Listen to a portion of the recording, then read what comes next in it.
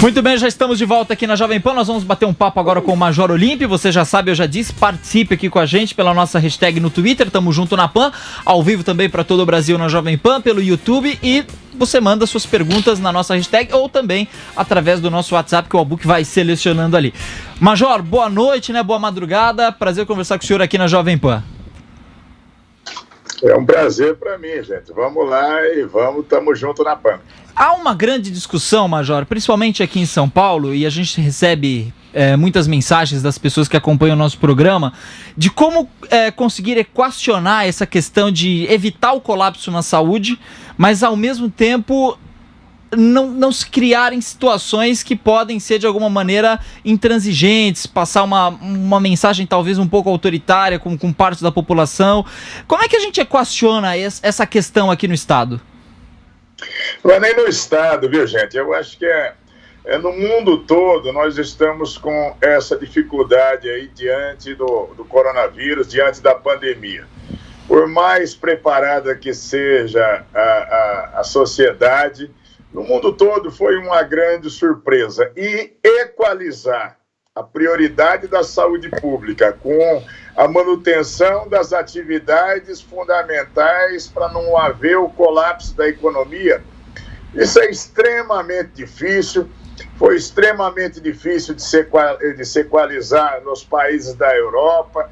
Nós tivemos regiões da Itália onde o prefeito em Milão saiu fazendo uma campanha, Milão não pode parar.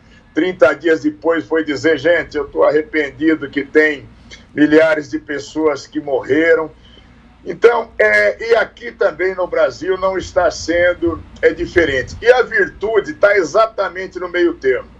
Nem tanto o Bolsonaro, que acaba, inclusive, estimulando a população a não cumprir as regras de saúde pública do próprio Ministério, nem tampouco João Dória, que acaba fazendo disso um marketing de muitos anúncios e pouca concretude. Então, a virtude estaria exatamente no meio. Nós temos mais de 250 municípios no estado de São Paulo, onde não tivemos nenhum caso de contaminação, onde nós poderíamos ter algo progressivo em relação à possibilidade das pessoas prosseguirem com a sua vida. Você veja só, nós tivemos agora já 54 milhões de pessoas cadastradas como informais, que tiveram que receber e vão receber 3 parcelas de R$600. E nós temos pelo menos mais 14 milhões de pessoas. Uma boa parte do nosso país, as pessoas saem de dia para tentar ganhar alguma coisa para ter uma refeição por dia. Isso é a nossa grande realidade.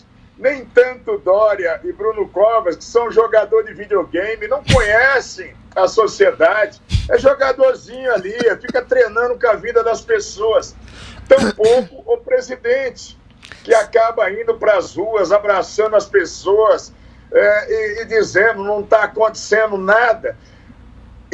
Os dois extremos aí são muito ruins para a sociedade. Perfeito. Senador. À medida em que E eu digo para vocês, esse equacionamento, ele não é simples, ninguém tem fórmula matemática para isso, não tem formulazinha pronta. Agora, nós temos que a sociedade se alinhar nesse momento, nós vamos ter que cuidar de saúde pública. Aqueles que podem, fiquem em casa, logicamente. É lógico, isso é o óbvio, ninguém vai querer comprometer a saúde da família, a saúde dos seus pais, dos seus filhos, de jeito nenhum. Mas não é a regra para a maioria do cidadão no Brasil. Aqueles que podem trabalhar home office, estão trabalhando. Agora, aqueles que senador, estão em atividades chamadas essenciais, você vê lá, o cara está no posto de gasolina, o cara está no supermercado, está na padaria, nós policiais estamos nas ruas 24 horas, o pessoal da saúde está, o pessoal da limpeza pública está, o pessoal de manutenção de água, de energia, os caminhoneiros estão fazendo o transporte e o abastecimento. Então, sem extremismos e buscando equalizar as situações. Senador, tentar esse lockdown permanente aí, tá bom, nós vamos sucumbir à sociedade como um todo e a população não aceita. Perfeito. Senador... É o tipo da coisa. Um bom discurso, ele convence bem, mas o exemplo arrasta. Senador... Então, enquanto os governantes não dão um exemplo, nós ficamos dizendo para a população, usa máscara onde tiver. Aí, como é muito mais bonito, o João Dória tem uma cara bonita, então é mais bonito ele falar sem máscara, né? Senão vai tirar aquele aspecto da beleza. Então não vai pro máscara para dar exemplo para a população. Depois vai querer cobrar da população, eu vou botar a polícia para te prender. Aí vira aquela manja, vira a bronca. Se você não convencer a população... Então, em primeiro lugar, a campanha, a comunicação oficial de governo, em todos os níveis, está horrível.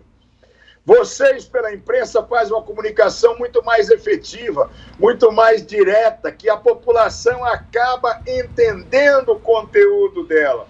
Isso faz a diferença.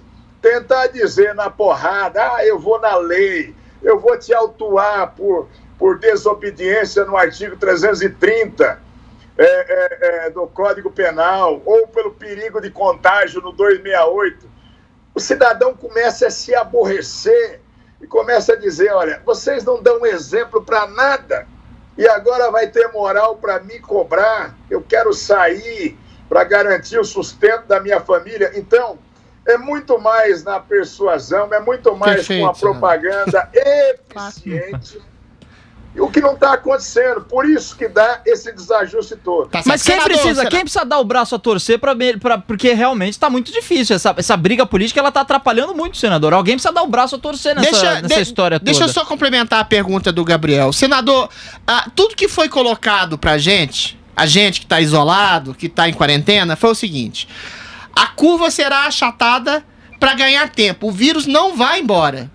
As mortes não vão embora, elas estão sendo adiadas para ou encontrar uma cura, que realmente é muito mais complicado e vai levar muito mais tempo, ou para, aí tá o angu de caroço, aumentar a aparelhagem, os respiradores, as camas de UTI, para aumentar a estrutura hospitalar para comportar a quantidade de doentes que será infectada de uma só vez. Note bem, a quarentena em São Paulo já foi postergada 2 vezes, agora para mais 3 semanas. Aonde está essa estrutura expandida para abarcar os novos doentes, ao mesmo tempo que possa dar vazão a que as pessoas, como o senhor bem disse, trabalhar para comer no dia seguinte? Aonde estão esses aparelhos e essa estrutura hospitalar melhorada? Olha, está se tentando fazer e se disponibilizar esse equipamento, a estrutura como um todo. Aí se fizeram, por exemplo, hospitais de campanha. É preciso equipar esses hospitais. Aí você começa a ter os problemas, vamos dizer, o problema crucial, aquisição de respirador. Que isso foi um erro estratégico do mundo todo. 90% dos produtos são produzidos hoje na China, que está atendendo o mercado no mundo todo, só que acabou gerando fila. Por outro lado, você tem, por exemplo, o governo de São Paulo, eu mesmo fiz uma denúncia formal no Ministério Público, no Tribunal de Contas, um respirador que normalmente custa aqui no Brasil R$40 mil, o governo de São Paulo pagou na China agora a R$183 mil. É calamidade, está dispensado lei de licitações.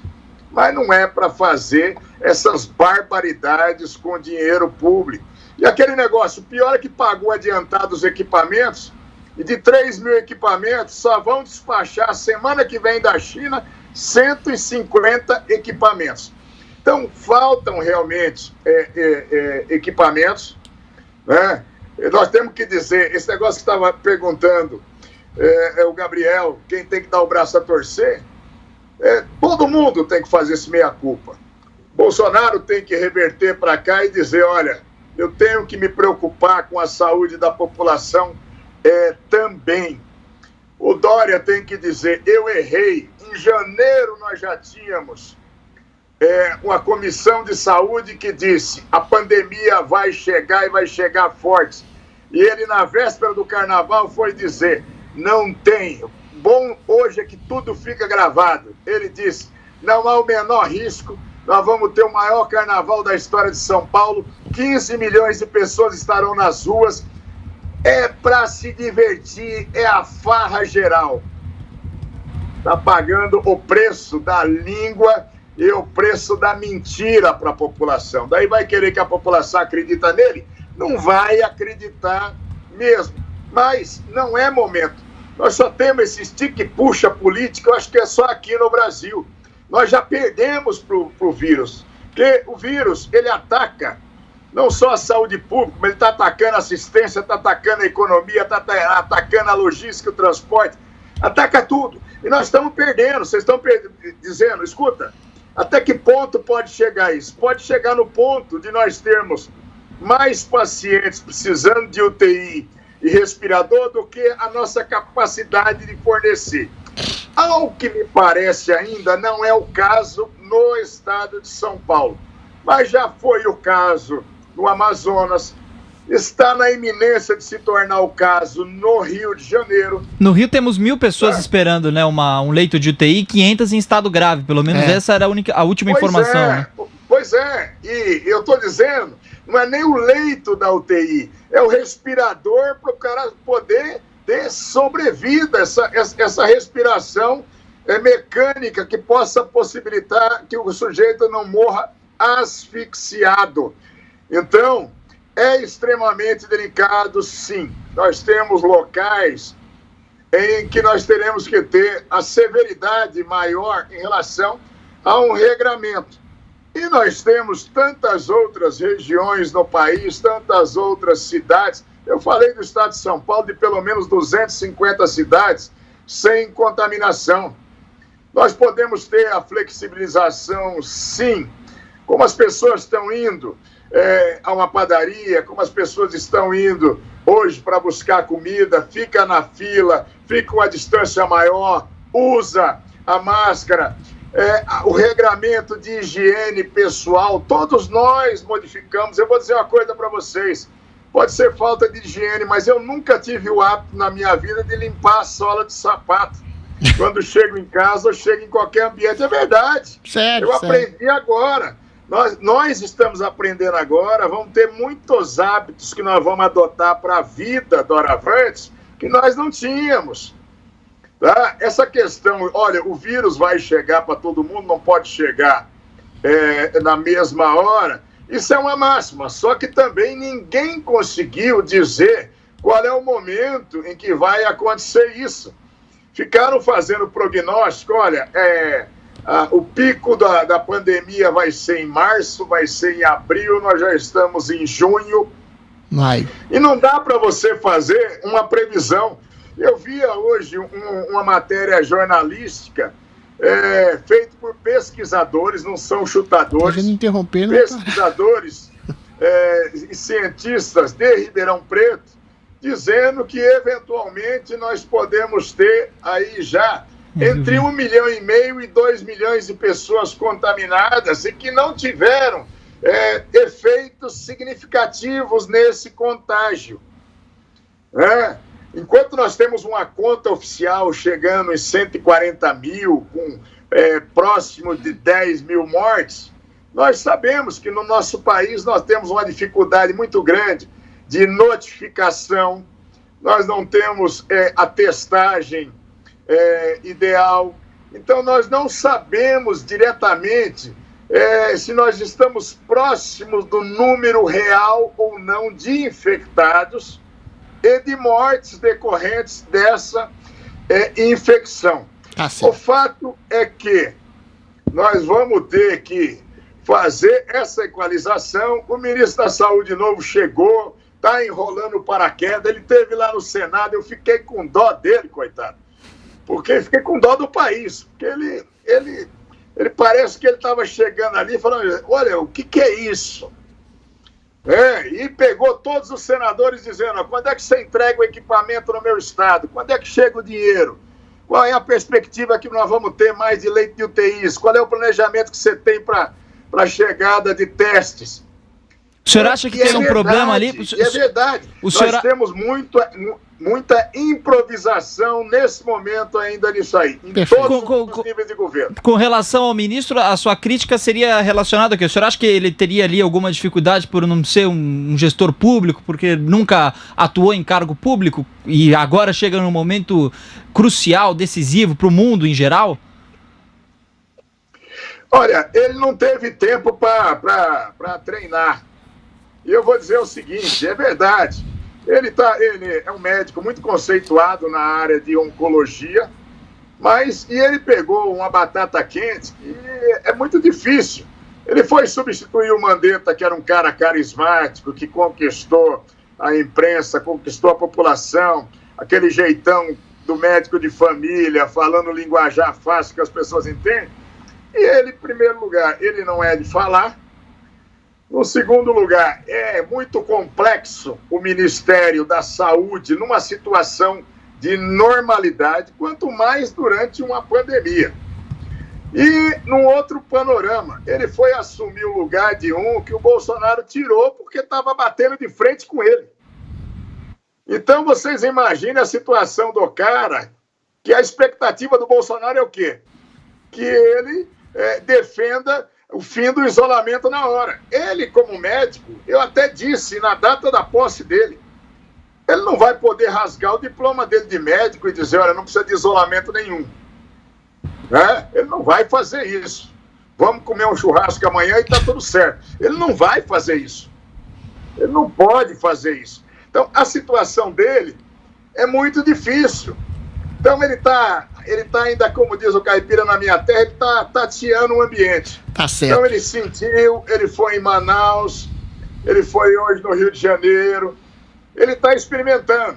Ele não pode vir em São Paulo, senão vai parecer uma adesão com o Dória. O presidente vai arrebentar a cabeça dele. Perfeito. Então, ele está pisando num terreno, primeiro, ele nunca militou em área política. E ele agora, ele é um gestor de saúde, né? E num ambiente que tem 215 milhões de pessoas. Entendeu? Então, olha, existe projeções aí que pode transformar numa situação muito mais catastrófica para o nosso país. E ele tem que ir pesando isso. E uma coisa, já ficou mais do que claro, puseram lá um general de secretário executivo e ele não botou ninguém da equipe dele. É o general que está botando os caras dele e que vai fazer a gestão disso. Então ele tem uns caras, todo mundo novo, e ele também é novo para todo mundo. Os secretários de saúde dos estados já bem afinados dentro desse processo. Então, é uma situação bastante difícil para ele. Perfeito. Senador, vamos falar um pouco sobre a Câmara. A Câmara aprovou há pouco, né, uma situação de recursos, né, de verbas assistenciais para prefeituras, para municípios e estados, sem contrapartida, sem licitação, sem nada. Eu sei que o Senado até, e eu parabenizo por isso, tentou melhorar, fazendo uma tentativa de congelamento de salários para servidores públicos durante 18 meses, mas mesmo assim isso foi derrubado pelo Congresso. O senador, o Roberto Jefferson esteve aqui na Jovem Pan e falou que isso é a premissa para uma farra de distribuição sem nenhum tipo de avaliação, nenhum tipo de testagem, de verba, inclusive que será conduzida e desviada para eleições, né? Deputados estão mancomunados com prefeitos, governadores, isso vai ser feito de maneira desviada e ele batizou isso de covidão. O que o senhor acha desse processo? O que o senhor acha desse tipo de farra de verbas para o combate legítimo ao coronavírus, mas sem a contrapartida, sem licitação, sem nada, sem nenhum tipo de fiscalização? Isso pode se converter em mais um caso de corrupção grande no Brasil. O que o senhor acha disso? Bom, em primeiro lugar, o Jefferson tem toda a experiência do mundo em desvio de verbas. Mas ele acusou o mensalão e estava certo. Ele está falando como um especialista. Sim. Tá, agora... o que acontece nisso? Essa questão de revisão de salário de servidores não vai acontecer de jeito nenhum. Pode botar na lei ou não, é isso que ficou mal divulgado e mal interpretado. tinha se colocado, e eu tenho uma admiração muito grande pelo Paulo Guedes, torço por ele, mas ele também, muitas vezes, ele convence a população do que não existe. Quando disse uma economia de 130 bilhões, quis passar uma informação como se não tivesse reajuste para servidores nos estados e municípios, geraria essa economia. Primeiro que é uma bobagem sem tamanho. São Paulo está sem revisão de salário de servidores públicos há 4 anos.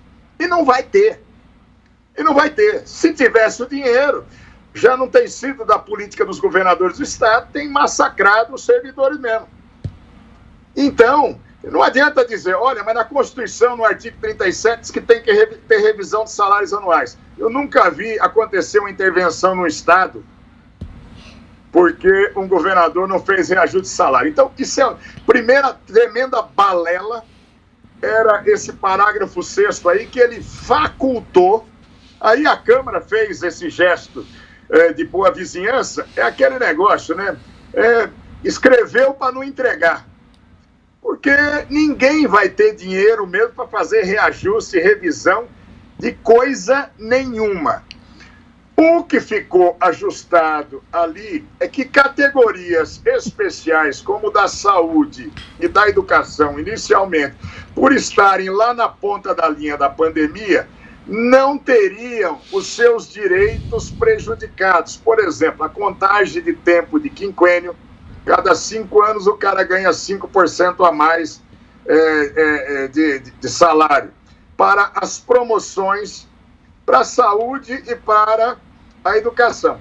Aí chegou na Câmara, olha, mas então se tem para a saúde e para a segurança. Ah, mas se tem para a saúde e para a segurança, então vamos botar a educação também. Então vamos botar assistência nos municípios onde tem o coveiro como funcionário público, pusemos os coveiros, foi colocado os coveiros também. Aí, nesse ponto, você começa a ter uma dificuldade para governo. Não é em equacionamento de salário. Salário não vai ter revisão de salário para ninguém, nem na União, nem no Estado e nem no município nos próximos 18 meses, 36 meses. Vai terminar o governo Bolsonaro, dependendo do tamanho que tiver a crise, não vai ter essa condição. Então, o Roberto Jefferson agora se arvorou de protetor maior, e o homem que veio para ajudar o Bolsonaro e etc., né? Você é um cara extremamente loquaz, né? Ele foi o grande delator para ter o mensalão, foi ele quem foi lá, e isso fez de positivo para o Brasil, mas também disse, eu sou criminoso tal qual eles. Sim, exatamente. Tal qual eles. Então, eu acho que é bom ele fazendo isso, me parece mais uma delação nesse momento, uma continuidade de delação. Agora, lógico que tem que colocar contrapartidas. Não dá. E as contrapartidas, porque no projeto original, que a Câmara acabou votando, que veio para a gente, nós cortamos, ele estava lá com perdão de dívidas. 9,5 bilhões de perdão de dívida de estados e municípios, maus pagadores, para a Caixa Econômica Federal e para o BNDES. Vai ficar devendo para o povo, você vai prestigiar o mau pagador. Exatamente. Agora, suspensão dos pagamentos, como foi aprovado, suspensão por 18 meses, aí isso vai acontecer. E ainda teve manifestação do presidente que ele vai promover vetos sob o aconselhamento do Paulo Guedes, né? Que eu digo, pode fazer o veto que quiser em função de reajuste salarial. Ele está dizendo absolutamente nada, é uma grande enganação para a população. Não vai acrescer num centavo de economia, porque nenhum estado nem município brasileiro vai ter condição de fazer revisão de salários. Então isso é uma tremenda de uma cascata que o Guedes jogou, vocês da imprensa compraram, alguns estão repercutindo, mas pega ali, eu peguei as planilhas, eu estudei tudo para votação disso no Senado. Eu sou um chato do cacete com isso. E posso afirmar para vocês, tentaram vender geladeira sem motor. E na hora que o Bolsonaro vetar também o reajuste de salário, vai parecer que foi austero, né? Nossa, agora eu fui austero. Primeiro lugar, gente, não pode, a lei já seria inconstitucional de você fazer uma lei federal determinando para Estado e município pagar alguma coisa para servidor, para quem quer que seja. Pelo Pacto Federativo já é inconstitucional. Não tem, não caberia. Então é um tremendo de um 7-1 essa história. Vai ter uma economia assim, de aproximadamente 60 bilhões de reais, né, nesse congelamento de tempo de serviço, de promoção, de não realizar concursos. Aí você vai ter essa economia para o país. Agora vem falar em 120 bi de salário para servidor, tremendo 171, não vai. Mas e esses recursos, e a possibilidade desses recursos serem desviados para campanhas eleitorais, existe a falta de uma fiscalização por esse projeto ou não? Eu vou pedir só que o Major responda, eu preciso chamar um intervalo. Toda verba pública, ela tem um direcionamento. Você tem Tribunal de Contas da União, você tem Tribunal de Contas do Estado. É lógico que a safadeza que tinha no mensalão, aquele treco todo, né? Você pode comprar respirador, como o governo de São Paulo comprou e eu denunciei. O respirador é 40 mil reais, o cara está pagando 183 mil. E diz, não, é na emergência, não precisa ter lei de licitação. Pois é. Então é possível. Já teve um secretário de saúde do Rio de Janeiro que já foi para a cadeia numa operação lá. A safadeza está ali no homem de todas as formas. Você pode colocar todos os mecanismos de controle, mas você pode ter a safadeza? Pode sim. Você, nesse projeto, os municípios estão recebendo, cada município está recebendo um volume de recursos. Pelo volume populacional, pelo número de estatística de contaminados. Você está tendo, nesse momento, os estados também. Então, nesses recursos que estão vindo, é lógico que pode ter desvio, é lógico que pode ter a safadeza, mas você há de convir, e tem ali os mecanismos na própria lei que estão impondo a fiscalização nisso. Tá certo. Eu preciso chamar um intervalo rapidinho, Major, a gente volta daqui a pouquinho, 2 minutos aqui na Jovem Pan, até já. Tamo junto na Pan. Na linha de frente, a Jovem Pan dá voz aos profissionais da saúde. Na linha de frente. Meu nome é Hélio Castelo, sou cardiologista intervencionista, sou diretor da Anjocardio, uma equipe que atua em mais de 7 hospitais de São Paulo fazendo cateterismo cardíaco e atendendo emergências, principalmente infartos. 2 coisas nós temos percebido. Primeiro, está exigindo muito mais de nós, de toda a nossa equipe de profissionais de saúde, médicos, enfermeiros, um cuidado redobrado, porque alguns pacientes vêm com Covid e outros estão assintomáticos, mas podem ter a doença. E o segundo fato que mais nos preocupa é que pacientes que não têm a doença de Covid, no entanto, começam a ter o sintoma cardiovascular e demoram para procurar o hospital com medo de se contaminarem com a doença infecciosa. Então isso é um problema, porque já estamos atendendo infartados em evolução, ou seja, num tempo muito longo de evolução, que ficam em casa com dores no peito, com faltas de ar e chegam ao hospital às vezes, e tudo que a gente passa, muitas vezes a gente tem perdido esse paciente ou ele tem ficado em estado muito mais grave nas nossas UTIs. Então eu peço a esses pacientes que preocupem-se com a sua doença cardiovascular também, e que se tiver algum sintoma, dor no peito, falta de ar, dor nas costas, perda de consciência, qualquer coisa que sugere uma doença cardiovascular, venha para o hospital, porque pro coração, tempo é vida. Muito obrigado. Na linha de frente, a Jovem Pan dá voz aos profissionais da saúde. Na linha de frente.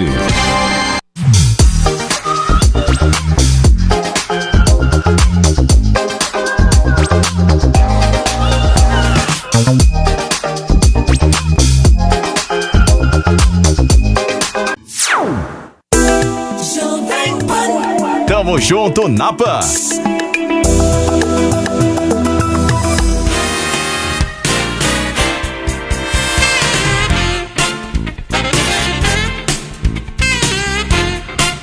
Muito bem, estamos de volta aqui na Jovem Pan. Hoje nós estamos recebendo o Major Olímpio. Major, tem um setor que a gente basicamente não tem informações com relação ao coronavírus e que é preocupante, né? Ainda que, eu estou falando dos presídios, a situação dos presos, porque ainda que tenham sido suspensas as visitas aos carcereiros, as pessoas que trabalham diretamente com essa relação dos presídios, e aí se não tem informação de testagem, nada, é um foco, né? Evidente, pode ser um foco também e atingir pessoas que trabalham fora desses presídios, que vão para as casas, têm as suas famílias. Não há nenhuma proposta, não há nenhuma, não sei, uma espécie de testagem que possa ser feita, ninguém pensou nisso ainda, porque realmente a gente está carente de informações com relação a isso. E aqui, inclusive, no programa já ligaram 2, 3 agentes penitenciários que ligam preocupados, né? Porque realmente para eles também falta informação. Olha, em primeiro lugar, nós temos 720 mil presos no Brasil hoje. Nós não temos testes para tudo isso. É um problema seríssimo esse. Os policiais penais, que agora, depois da alteração da Constituição, que ocorreu no final do ano, se transformou em polícia penal, estão gravemente expostos, sim, em todo o Brasil. Aqui no estado de São Paulo, eu já provoquei o secretário de Assuntos Penitenciários, o governador, que estão fazendo ouvidos moucos aí. Olha, o governador fica com aquele quase de fazer aquelas coletivas para dizer, olha, nós estamos dando álcool gel para os servidores, nós estamos dando máscara. Tá dando merda nenhuma. Daí os agentes penitenciários que devem estar entrando em contato com vocês, é justamente por causa disso, que eles têm a obrigação de estar lá trabalhando, ficam confinados. Se você pegar ali o CDP de Pinheiros, com as 4 unidades, tá? Passa de 7 mil presos hoje, você já tem a população carcerária, muitos deles, até pela falta de condição, de salubridade nos presídios, já tem um grande contingente com doenças pulmonares, tuberculose, outras infecções pulmonares extremamente suscetíveis ao contágio. Eu quero dizer a vocês que quando se proibiu a visitação de presos, em 4 presídios se fez um arremedo de rebelião. O Dória, todo machão, já pulou para trás, já autorizou a visita, precisou o Ministério Público e os sindicatos de agentes penitenciários ingressarem na justiça para ter um regramento maior em relação a isso. Então, é extremamente preocupante a situação, não tem priorização. Eu respondo aqui, por exemplo, eu falo aqui pelo Estado de São Paulo, não tem priorização de se falar, nós vamos fazer uma testagem permanente nos presos. É muito difícil isso, porque no final de semana você acaba tendo a visitação de familiares, você tem o servidor que vai para casa sob risco, mas ele pode contagiar e ele pode voltar. Então, a situação, o que não pode fazer é o que fizeram, por exemplo, no Irã, que acabaram soltando 100 mil presos. Aqui já foram soltos, por decisões do Supremo Tribunal Federal, 32 mil presos, que daí você penaliza a população 2 vezes. Se o policial, o agente penitenciário, é obrigado a ir trabalhar e pode se contagiar, por que o preso não pode ficar na cadeia sob o risco de se contagiar? Perfeito. É a mesma coisa, não dá para você soltar. Aí não dá mesmo. Tá certo. Senador, agora, tá certo. Senador, falar um pouco sobre a sua relação e percepção com o governo Bolsonaro, né? Muito está se criticando agora o Bolsonaro, que ele está se voltando a negociações com o Centrão, com o dito Centrão. Seria essa uma possibilidade única, realmente, dentro desse presidencialismo de coalizão que o Fernando Henrique assim batizou, do Bolsonaro tentar governar o país, ou seria ele ceder exatamente a negociatas espúrias, né? Qual seria o caminho para o governo e como é que o senhor analisa exatamente ele, que sempre teve um canal direto com o povo e falava que o povo, exatamente que o legislativo coibia e proibia ele de governar de alguma forma, porque ele não tentava cooptar deputados e senadores, não tentava subornar, e agora está negociando com o Centrão. Como é que o senhor analisa essa vertente nova do governo Bolsonaro, a quem o senhor era aliado? E o senhor é ainda aliado do governo Bolsonaro ou não? Como é que o senhor se coloca? Eu sou aliado, mas não sou alienado. Então é completamente diferente. Ninguém vai me fazer bater palma para doido dançar, não. Eu não vou aplaudir churrasco comemorativo de morte. Tem algumas coisas que não vão me fazer mesmo. E outra coisa, esse governo de coalizão, dizem que a língua é o chicote da bunda. E para o Bolsonaro está sendo. E para nós, uma decepção. O tempo todo ele disse, inclusive em campanha, depois de eleito, se for para fazer a mesma coisa, não votem em mim. E ele ficou quase 1 ano e meio sem fazer esses acordos malditos. E deu certo. Nós votamos a Previdência, nós votamos muitas medidas importantes para o país, nós votamos um pedaço do pacote anticrime e não precisou dar o Departamento Nacional de Obras contra a Seca para o PP, não precisou dar o Fundo Nacional de Desenvolvimento Escolar para outro partido. Essa sacanagem que está começando agora, que tem tudo para dar errado, essa foi a fórmula perfeita para gerar o Mensalão e para gerar a Operação Lava Jato e o Petrolão. Então, me desculpa, mas por 1 ano e meio foi muito possível. Há uma preocupação, sim, do presidente e de pessoas mais no entorno, do eventual processo de impeachment. Então, mas quando você diz para a opinião pública, eu vou dizer para vocês, o Bolsonaro se elegeu porque ele encantou a população brasileira com uma coisa, vamos tirar a esquerda, e tirou. Combate intransigente à corrupção e restaurar a segurança pública.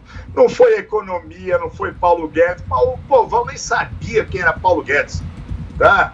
Então foi isso, foi tirar a esquerda e tirou. Foi combate à corrupção. Agora, no momento que você faz esse acordo, esse tipo de acordo e o perfil de como está sendo feito esses acordos, não tem jeito, gente. É o tal porteira fechada. É aquele negócio, nomeia quem você quiser, licita o que quiser, rouba o que você quiser e eu não posso te questionar. Nunca vai dar certo isso. Não vai dar certo. É a certeza que vai virar os mesmos escândalos. Vai virar mais do mesmo. Para mim é constrangedor porque eu acreditei nisso até agora. E estou decepcionado com isso. E vou dizer uma coisa para vocês. Sou aliado, fiz a campanha junto. Nunca indiquei ninguém para nenhum cargo no governo federal. Junto com mais senadores lá do Muda Senado, Muda Brasil, assinamos um documento para o presidente não aceitando emendas extraordinárias que não tenha previsão no orçamento. É freira dentro de puteiro? Sim, é freira dentro de puteiro. Mas porque a gente estava numa agora de ajudar na moralização administrativa do nosso país. Eu vejo um caminho muito ruim, tem tudo para dar errado doravante, e, infelizmente, alguns vão dizer, olha, mas o presidente precisa porque ele está sozinho. Ele escolheu os 22 ministros sozinho. Nós votamos uma Previdência que era muito mais difícil, um lobby muito mais forte, gente. A Previdência mais robusta da história do Brasil teve 4 alterações constitucionais já de já foi pro Previdência, ralo, né, foi senador? a quinta. Com a pandemia. E foi sem comprar voto. Isso é a coisa mais horrível do mundo. Vai dar errado. Senador, eu não posso deixar de perguntar a questão sobre a demissão do Sérgio Moro, né? Como é que o senhor se coloca nesse ponto? O senhor não acha constrangedor, ainda que seja por uma paranoia ou questão de perseguição, um presidente chegar para um ministro da Justiça, que é um herói nacional, dizer que quer a superintendência do Rio? O senhor não acha também, de alguma forma, constrangedor ele alegar querer mudar a chefia da Polícia Federal sem dar nenhum tipo de retorno ou de argumento plausível? Ou o senhor acha que realmente o Sérgio Moro também foi muito assodado em seu pedido de demissão? O senhor acha que faltou traquejo político das duas partes, tanto de Bolsonaro quanto de Moro, que pode ter achado, o Moro, que a política seria como exatamente a justiça? Ele diz, ele faz o veredito e quando alguém o contraria, ele prende ou sai ou vai embora? E o Bolsonaro também não poderia ter esperado até setembro, novembro, para colocar o Moro ali como ministro do STF e eventualmente ficar bem com esse que é um dos maiores heróis da política nacional? Como é que o senhor se coloca nessa questão toda? Em primeiro lugar, né, a única coisa que eu vi censurável na conduta do Moro foi fazer uma coletiva antes de entregar o pedido de demissão para o presidente. Achei que aí forçou uma situação. Agora, em relação ao que estava acontecendo e os incômodos, tem até um inquérito hoje para apurar isso. E um inquérito que vai apurar exatamente a conduta de cada um. O que foi horrível para o país foi a saída do Sérgio Moro. Horrível para o país, horrível para o governo Bolsonaro, para o presidente e para o próprio Moro. Até a véspera da saída do Moro, eu entrei em contato com ele, implorei para que ele ficasse. No dia da saída dele, ainda tivemos um contato antes da entrevista coletiva. Mas aí ele já tinha tomado uma decisão. O fato é que vai se esclarecer nesse inquérito, sem claramente o presidente se sentia incomodado com a figura do Sérgio Moro, que o Sérgio Moro também tem muita credibilidade pública, e existia uma certa ciumeira do presidente em relação a do presidente em relação ao brilho próprio do Sérgio Moro. E aí eu acho que os dois aproveitaram a situação. A minha análise hoje. O Moro queria pular fora do barco, incomodado por não ter tido carta branca, como foi compromissado com ele quando ele assumiu o ministério. Eu acho que ele sentiu já que não seria o indicado para o Supremo Tribunal Federal e na oportunidade, quando o presidente cobrou mais efetivamente a modificação do superintendente do Rio e o diretor-geral, ele aproveitou a oportunidade.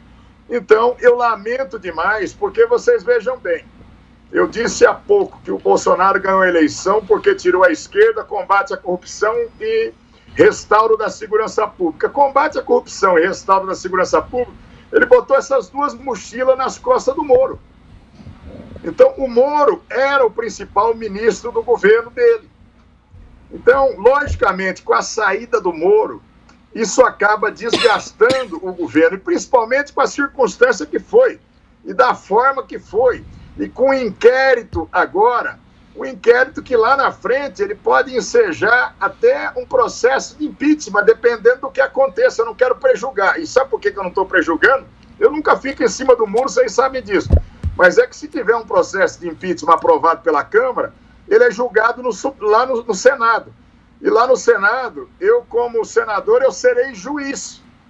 Então eu não posso prejulgar agora com vocês que lá na frente eu posso ter que estabelecer culpa ou não, impeachment ou não.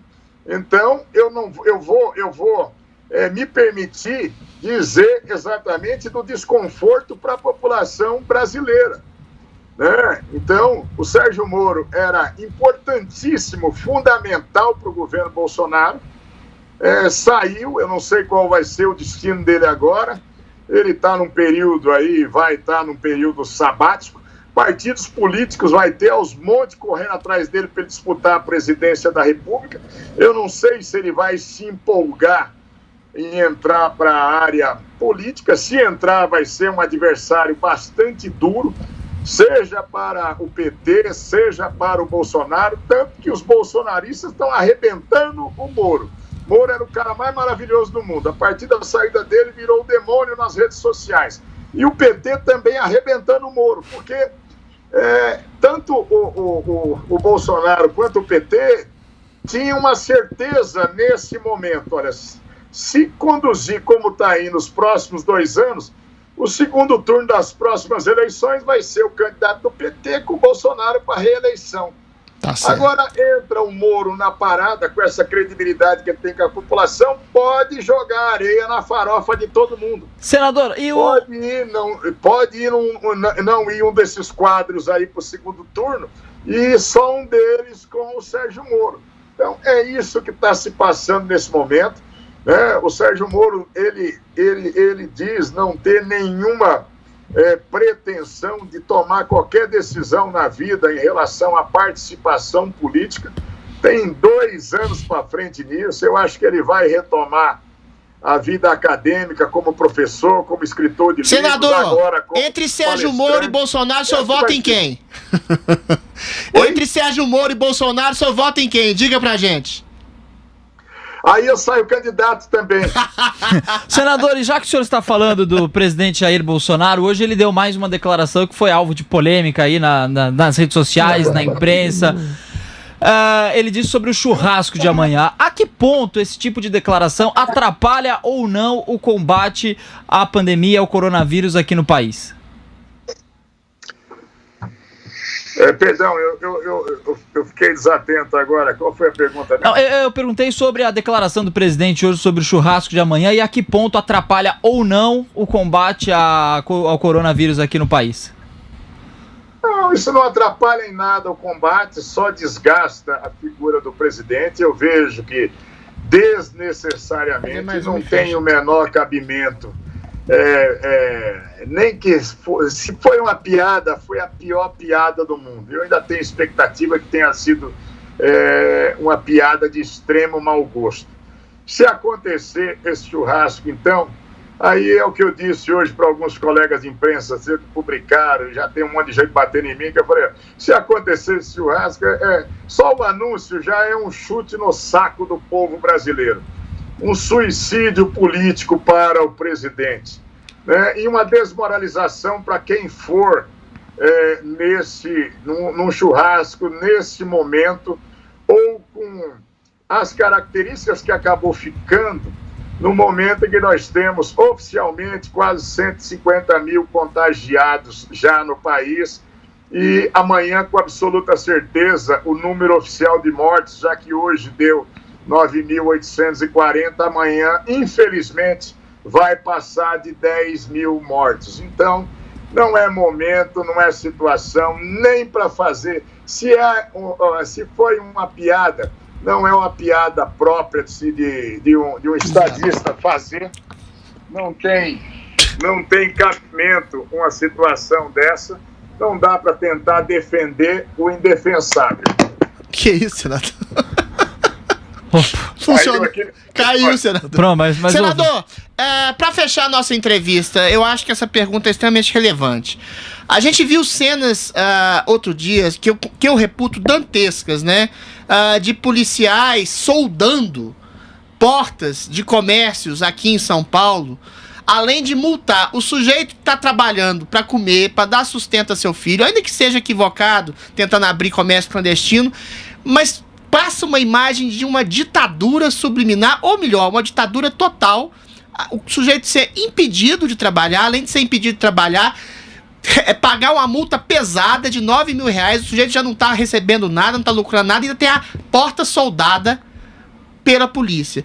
Isso não é e eu estou falando da Prefeitura de São Paulo, do governo de São Paulo, que também está estimulando prisões pelas ruas, de pessoas em praias, pessoas nas ruas, senhoras em descampados, ou seja, a gente está vendo imagens dantescas que parece uma ditadura subliminar. Eu queria saber exatamente, as pessoas, as autoridades, em nome de uma pseudo-segurança pública, estão soldando também o caixão da liberdade, porque existe sempre essa dicotomia, né? Em nome da segurança nacional das pessoas, da saúde nacional, você tem que abrir mão de algum grau da sua liberdade. Mas não estão exagerando, especificamente, sobretudo aqui em São Paulo, em nome da salvaguarda da saúde e da segurança pública das pessoas, não estão exagerando e transformando essa quarentena numa possibilidade de mostrar o fascismo autoritário de algumas autoridades aqui no estado de São Paulo, sobretudo? Totalmente. O presidente americano, o Abraham Lincoln, já dizia: quando o estrategista erra, o soldado morre. Os estrategistas são muito ruins, são fracos, são inseguros, né? Então, como ninguém acredita no que o Dória está dizendo ali, lamentavelmente, no que o Bruno também está dizendo, aí eles batem o pé no sapatinho e dizem: olha, se não cumprir, eu prendo. Isso acaba revoltando mais a população. Esses arremedos, como você falou, guardas municipais fazendo prisões, algemando uma senhora que estava numa praça no interior do estado de São Paulo. Isso é uma barbaridade.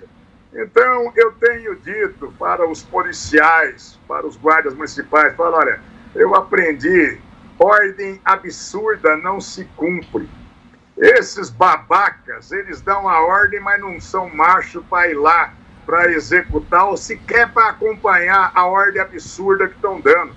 E aí vai ficar muito policial com processo de abuso de autoridades, guardas municipais com abuso de autoridade. Então, eu disse: olha, eu estou dizendo o tempo todo, esses bundões, me desculpe, mas são os bundões mesmo, inseguros e fascistas. Esses quem? Esses quem? Dê nome, senador. Tem toda a razão.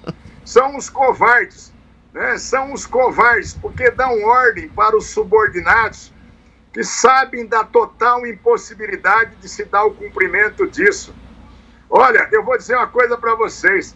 Eu vejo o Dória falando: olha, tem uma aglomeração de pessoas ali, 1.500 celulares na região do Capão Redondo, eu vou mandar a polícia lá. Ô, babaquice, lá é a boca do metrô Capão Redondo. Se não tivesse na quarentena, ia ter 10 mil celulares, um coladinho no outro, tentando entrar na boca do metrô, que não tem transporte público para todo mundo, panaca.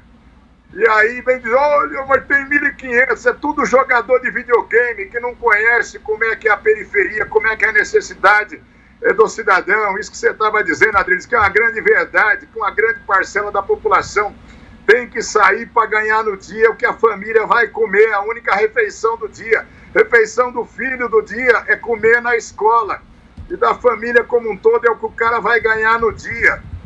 Esses caras aí, e como não tem moral para nada, não são exemplo para nada, a população fica emputecida com a situação, ensandecida com isso. E é isso que a gente vê acontecendo. E eu tenho dito aos policiais: cautela nisso, pede a ordem escrita desse panaca que eu quero ver ele assinar. Eu quero ver ele falar, eu quero ver você encher os distritos policiais. Você não prende traficante na Cracolândia, que o Dória prometeu que ia acabar com a Cracolândia. Ele não tem moral para tirar os traficantes da Cracolândia vendendo a morte para coitado na rua. Agora vai prender o pai de família porque está desesperado, em vez de roubar, vai tentar trabalhar no dia. Vá para o inferno ele e tantos prefeitos que estejam nessa. A população fica emputecida mesmo. Tá certo, senador. Muito obrigado, Major Olímpio. Muitíssimo obrigado por pela participar entrevista, aqui com a Major. gente. Um abraço para vocês. Forte abraço, querido. Muito bem, daqui a pouquinho, depois do intervalo, a gente volta aqui na Jovem Pan para você que está com a gente. Aí nós vamos repercutir isso e muito mais, essa entrevista com o Major Olímpio e muito mais depois do intervalo. Até já. Quer chamar o